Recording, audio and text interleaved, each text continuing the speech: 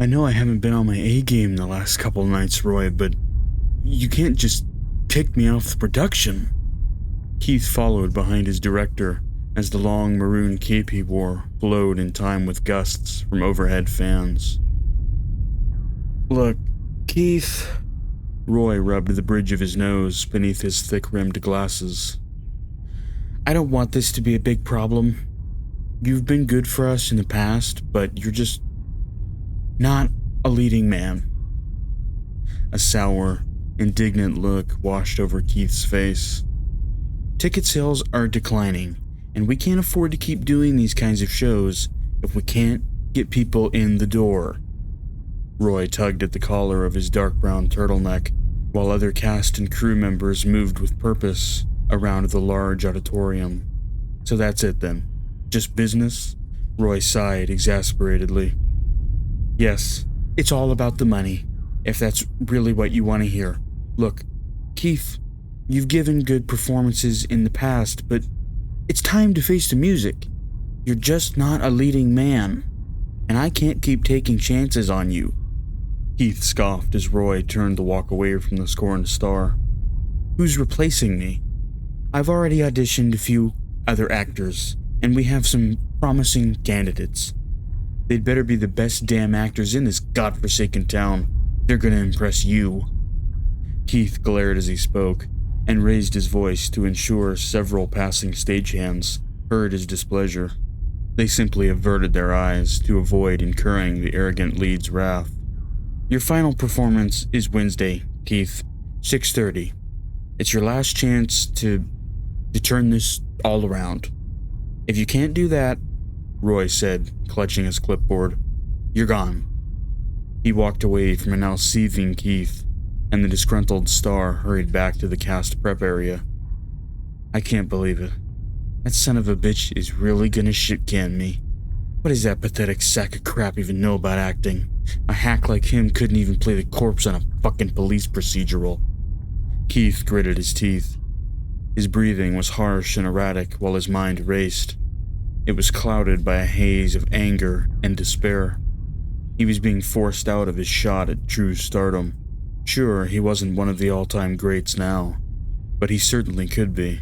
No two-bit joke of a director was going to stand in the way of that.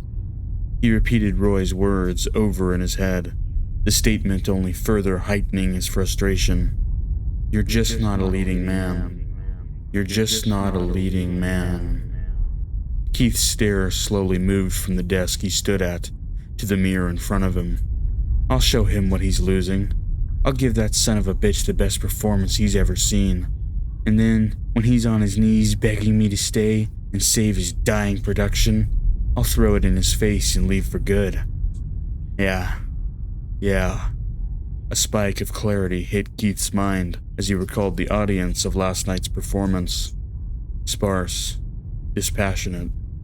Half the seats were vacant. A decent number of attendees came to the opening shows, but that had dwindled to an embarrassing turnout.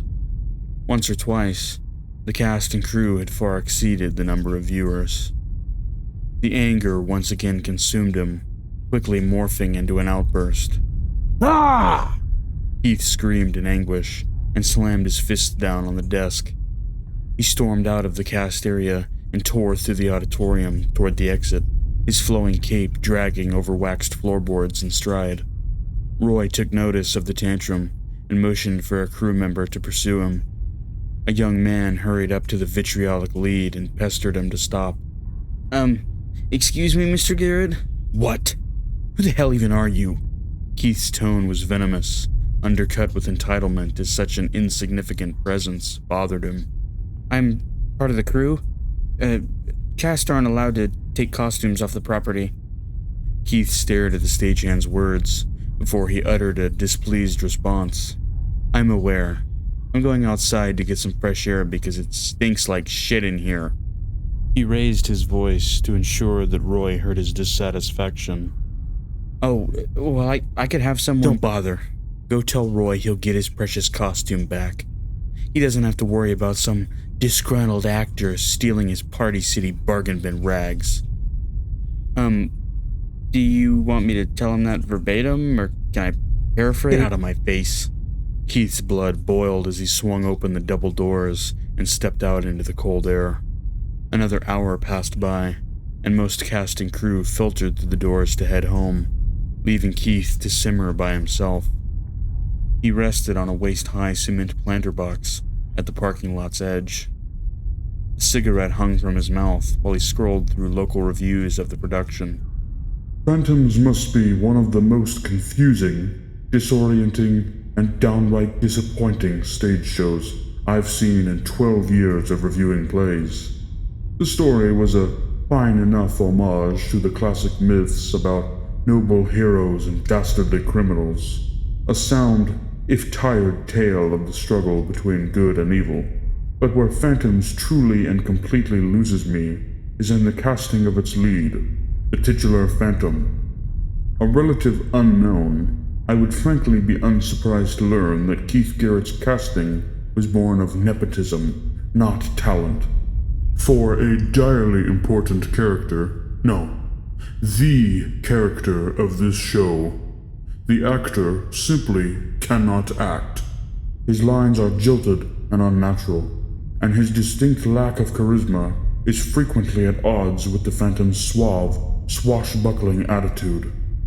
I can only hope that Roy Goodwin's next show, should there be one, does not suffer a similarly short-sighted fate, and instead keeps my eyes affixed to the stage rather than concealed by my palms. Scathing. 12 years. What the hell does he know? If he's reviewing shows, it only means he can't act worth a damn. Those words would be burned into Keith's mind for the day. Jilted, unnatural. Born of nepotism, not talent. He inhaled deeply as a few people walked past him for their cars, while others left the lot. Phone in one hand and a smoke in the other, he stared daggers into their backs until he spotted Roy.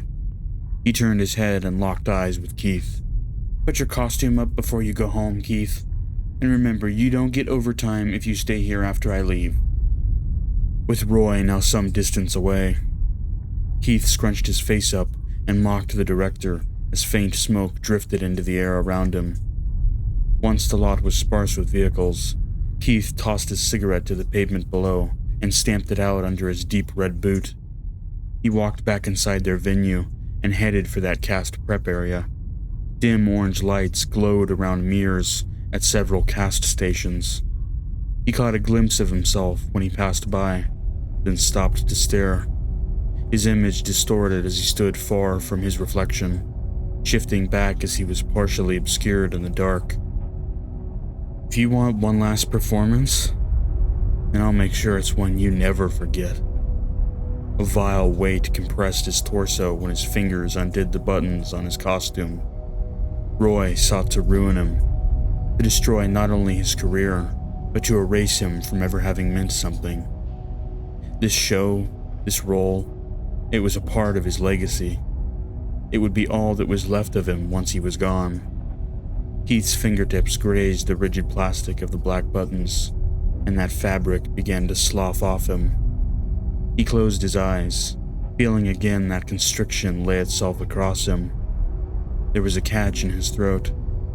It was humiliating to be treated like this, disrespected. When his view returned to him, he was embraced by the dull warmth of the mirror lights behind him. Soft orange lit those dark curtains ahead, shadows fading in all directions from the rack of costumes. He unclasped his cape, pulling it around front and placing it on a hanger, bitter, but a feeling nagged at him. A small, nearly unnoticeable plea to simply look to his left. He complied, the space devoid of anything meaningful, but a chest and a messy assortment of props. It drew him, the very air growing dense like the pole of a star. He approached slowly as his uncertainty mounted. Something unseen was asking him to open the chest. Keith placed his hand atop the container. The grain of its mahogany leather was rough to the touch. He wasn't sure how old it was, though its exterior looked aged and weathered in spots. Rust gathered on the faces and sides of the chest's metal accents. flaking off as he unlatched and opened it. A powerful stench was expunged from the dark that poured out, suffocating Keith and causing him to step back. That lid flopped open, laying bare its contents for the discarded man to examine. He knelt down and moved the pile of disparate fabrics. That call had intensified, its presence palpable as his hand wrapped around a dark blue lump. Forgotten garments parted as he pulled it free, hiding an object of some weight at its core. A whisper touched his ear ever faintly and caused him to spin around. Only darkness stared back at him. With a sharp swallow, that force beckoned his gaze back down to the pile. Keith reached up and closed the chest's lid to place this bundle on it, then carefully peeled it back layer by layer as a yellowing shape was exposed to him. His eyes were transfixed, an old mask with a long hairline crack running up the right side, and a short blue line extending from a circle that passed over its eye hole. It felt almost warm to the touch, as if he'd been holding it for hours. But he set the piece aside and unfurled its tomb. He stared with a trance-like fascination at the deep blue cloth, a long overcoat that resembled the Phantom's. The material felt coarse to his fingers, much rougher than his proper outfit, yet strangely soothing. Serenity washed over him for the briefest of moments before his bitterness regained control. They were old, forgotten relics of days long since past. But that mask, he observed it as the costume sat lifeless on the chest. In the quiet of this place, a voice faintly spoke to him, far in the deepest pit of his mind, but it was there. He could feel it run up his spine. He wasn't alone. It's my show. It's always been my show. Keith carefully scooped the mask into his hands and walked up to one of the mirrors. He turned the weathered piece around, then slowly raised it to his face. As it neared his skin, its pull felt electrifying. He'd never experienced such raw power before. It filled that void inside him, replacing the darkness with a white-hot confidence and determination. This would be what the show needed. He was almost perfect. A strong, if misunderstood, performance suppressed by narrative inadequacies. But the mask would take him the rest of the way. It would complete the circuit, captivate the audience, propel him to the level of fame Keith was owed. He just had to don it. Warmth spread through his fingers, but when the mask's velvet interior made contact with his skin, it was ice cold. The frigid sensation accompanied a harrowing pulse that rippled through his muscles, which threatened to crumple him. He held the mask to his face with one hand and collapsed onto the desk, steadying himself with the other. A finger ran along that crack in the mask, feeling its valleys and jagged edges grating the ridges in his skin. This felt right, powerful. Whatever this mask was, wherever it had come from, that didn't matter. What mattered was that Keith had it now, and he would use it to show Roy and everyone else who disrespected him the truth. It was off script, sure, but if Keith was on the way out anyway, who could stop him? He stared deeply into the pools of his own eyes in the mirror, the only piece of himself he could see from behind the mask. The rest of his face concealed, he listened to the rhythm of his breathing and continued to touch the mask's fine surface. What are you? His mind was fixated on this piece. Something so unknown, yet so invigorating. The crack partially covered by his hand, he stared at it closely against the reflection. There seemed to be light emanating from it. Keith moved to touch it, but was startled by a voice and tore the mask from his face. "Oh, Mr. Garrett, I was looking for you." Keith turned, his hair disheveled and slick with perspiration. The mask was hidden at his side as he swallowed sharply. "What is it?" "We're just waiting on you to head home so we can close up for the night." "Of course, I'll be out in a moment." His suddenly calm demeanor unnerved the janitor, but he shrugged it off and vanished behind the curtain. Keith brought that mask back into view and studied it, gripping it tightly. Soon, the final days of preparation came and went, and his last performance neared. That mask dominated Keith's mind. Flashes of it appeared to him in his dream, guiding him to a dark light, a throbbing pit of energy that he witnessed each night as he left the living world. It gnawed on his remains day after day, the very thought of it. He had to put it back on, to feel its warmth again. He sat on the floor of his dingy bathroom, bathed in yellow light from above his sink. Drops of water clanged around in his head, intermixed with a perpetual whispering. The noise kept him in a sort of stasis, unable to clearly recognize the space around him. He observed the swirling grain of the bathroom door closely, crawling on his hands and knees to come face to face with its bumpy texture. There was something there, a shape in the grain. Keith looked with intensity, furrowing his brow and clenching his teeth together as the man inched closer. Eyes, sunken and melting in the grain, unmistakable. When they appeared to him, he jumped back with panic. Another element revealed itself as he stared into those dripping eyes. Had it been there before? A hairline splinter in the wood. Vast sadness settled over his face, accented by exhaustion. Stubble covered his jaw, and unkempt hair fell over his tired features. It had followed him home, come to bring him back. Finally, the fractures started to glow. A dim twinkling of light emerged from the crack as his expression turned to one of profound devastation. It was the same. It had to be. The mask was here. The theater's main doors swung open, and Keith stormed inside, messy, worn out, and disturbed. Several cast and crew members watched in stunned silence as Keith disappeared into the costuming area. A few looked across the open room to Roy, who tried his best to maintain a calm demeanor. Keith crossed the threshold, suddenly overcome with intense emotion. It was here, waiting for him like a lost dog.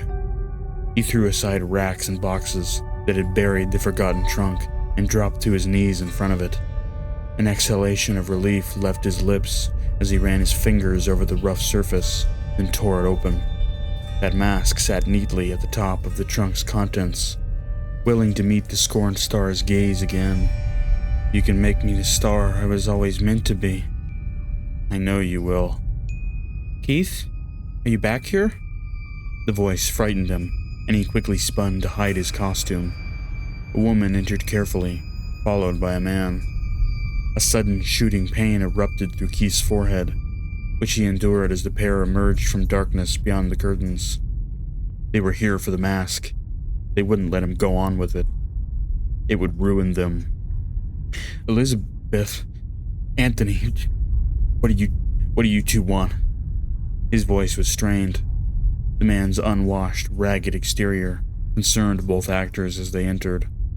We heard that tonight's your last performance. Are you doing all right? I'm simply wonderful, actually. Better than I've been in a long time. Roy doesn't know what he's done, but he'll be begging me to come back. A look of unease consumed Elizabeth's face. Well, I'm sure you'll be back on your feet somewhere else in no time. Good luck out there tonight. Their movements around the cast area faded into a blur in Keith's vision. The color of their clothes and skin seemed to smear across the space ahead of him as a vibrating sensation shook through his hands. The mask needed out. It was speaking to him in some unheard way, asking to be released. Its energy was empowering. He waited, disoriented and scared as the distorted shapes of his colleagues moved around him, then eventually went back to the main hall. Short of breath, he turned back to the trunk and lifted its lid to retrieve his costume. Shakily, the man stood up, his knees wobbling as he limped over to an empty desk and dumped his items on it. This would all be over soon. You are a leading man. Keith took a deep breath, comforted by his new outfit, and began to run his lines. He flipped through page after page, scanning over the words. Fret not, Armand, yada yada yada. I will arrive, da da da. He rolled his eyes with contempt for the narrative and shook his head. I am the Phantom. I will accompany you to Port Viana for your meeting with the... whatever. You mustn't be God. I hate that I even have to say this trash out loud. It's humiliating. Script in hand, Keith pushed forward through his lines, dryly reciting each and every word while his head churned with how to punch them all up. He wasn't about to waste his final performance on the same incompetent filth he'd been subjected to so many times. It could be better. He knew it. If only Roy weren't so unwilling to change. Keith brushed aside concern for his director, more than happy to improve on the work for tonight's show. He read those lines, tweaking them and infusing the words with more life and character as the sound of his own voice started to crackle and disappear into the noise. Every letter burned itself into Keith's eyes until Roy's voice broke the trance. You're actually reading the script this time. Keith turned to see the director standing with his arms crossed. I'd better, if this is supposed to be my best performance. It's your last one, and frankly, I'm starting to even regret giving you that opportunity. Why are you wearing that stupid mask? It's just something I found. I hope you don't intend to wear it on stage.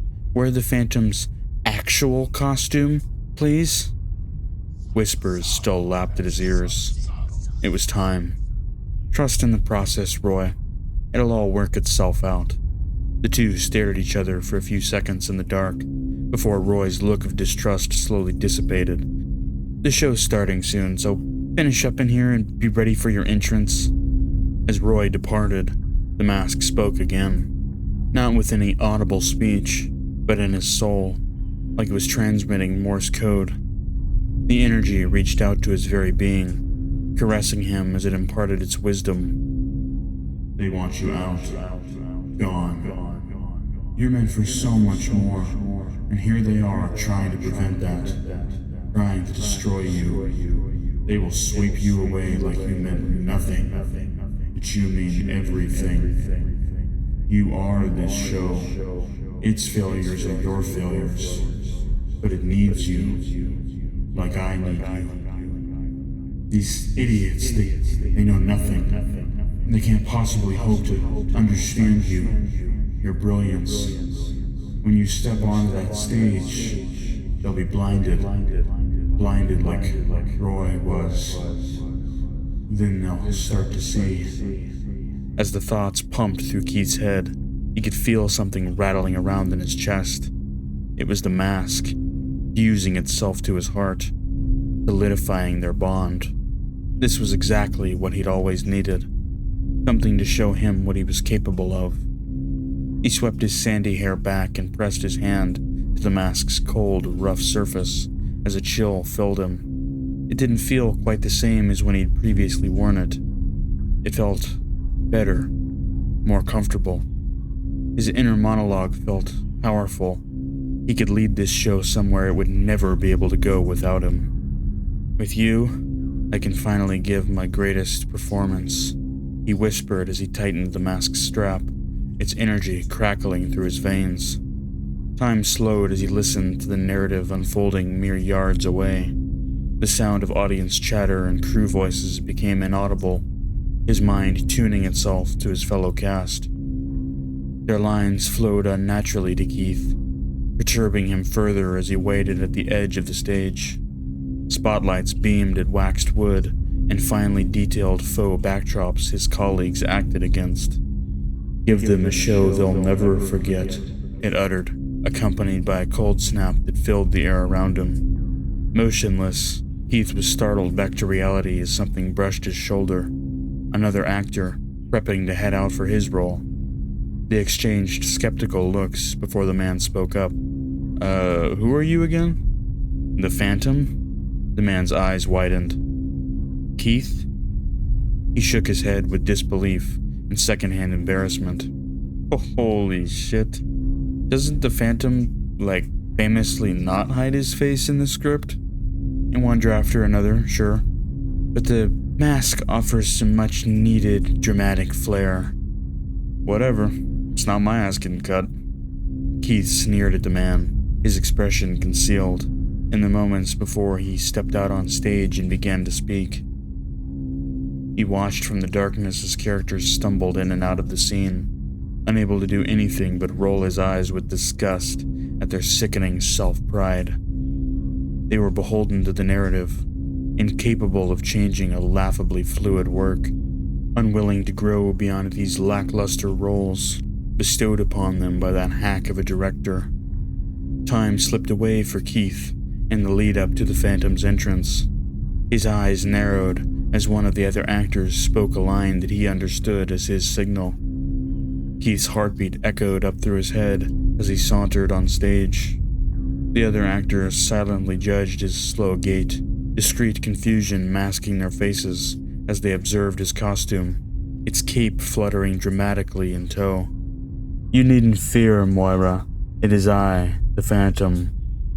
He could hear a smattering of whispers from the crowd that drifted up onto the stage and enveloped his mind, hushed noise commingling with the mask's alluring directives. "We have been tasked with accompanying you to Port Viana, to ensure you make your meeting with the other chancellors. At night's fall, all manner of scum connives in the woods beyond these walls." Even feeling the mask's energy rushing through his veins, the crowd had yet to fall in love with his wondrous performance. It would only be a matter of time. "Ready the wagon at once, Armando. Our journey must be swift." Armando's actor simply flowed with Keith's improvisations and began to prep the wagon prop stationed at the characters' backs. The Phantom wandered to the stage's boundary, peering off into that void behind overhead lighting. So many faces, more than nights past. Word of his demise had spread, no doubt. All these people here to witness the crash and burn of a star promised everything. But they would leave this place disappointed, assured to Keith by that foreboding feeling. The audience's attention waning, he launched into an unscripted monologue.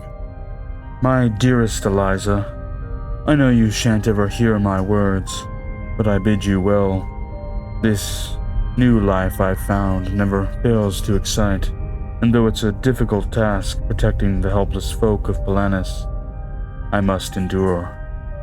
Keith clung dramatically to the end of his sentences and moved around the stage while Armando threw supplies into their wagon. "Perhaps one day, long after the roads have calmed of thievery and bloodshed, we can find our way to a settled life." He dropped to a knee and pressed his gloved hand to the stage, running it over an imagined marking. "The woodsmen lurk in this place, Armando. Stay with Moira. Protect her with your life. I will search the area." A curtain glided over the stage to cover Armando and Moira while Keith milled about, his body language intense as fans rustled the large cape. The actor drew his saber from its sheath as several men clad in black garments and cloaks entered the scene to surround him. "I'd know the putrid stench of you anywhere." "You're far from town, Phantom. A place most unwelcoming to heroes like yourself. Yet here I stand in defiance of your lowly scheming. Leave now. Tell your cohorts their days will soon be done." "A threat? That might work on the common street scum of Polanis, but we rule this place. You can turn over that wagon of yours, then hand over the lady. Whether we carve you up depends on how quickly you comply." Without warning, Keith lunged forward and the group dove into their choreographed fight sequence early. Caught off guard, the actor nearest to Keith had his demands cut short as the lead thrust a prop rapier into him.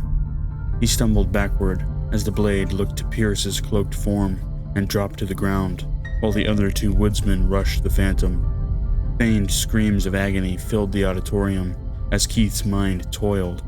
Daggers flew from a belt and sheath to meet the hero's blade, not swiftly enough before he slashed over one attacker's chest. The shorter man lost his weapon and collapsed to the floorboards of the stage, then rolled away. With a frenzied huff, A dagger passed in front of the Phantom's stained, emotionless mask, just as he dodged the strike, murderous intent visible on the actor's face. Several audience members cocked their heads and sat up, intrigued by the flow of action dancing across the stage. Keith reached up with his free hand and grabbed his colleague's forearm. Tightly gripped in his gloved hand, the lead yarded it forward, causing the blade to clatter to the ground. The noise echoed in the small building as the woodsman shouted with exertion before being thrown to the stage's edge. Keith's gaze fixated on the actor momentarily as he landed just before the viewers.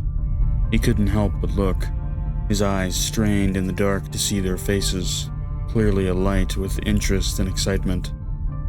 If only more had come to see it. "Stand, coward. Die like a man."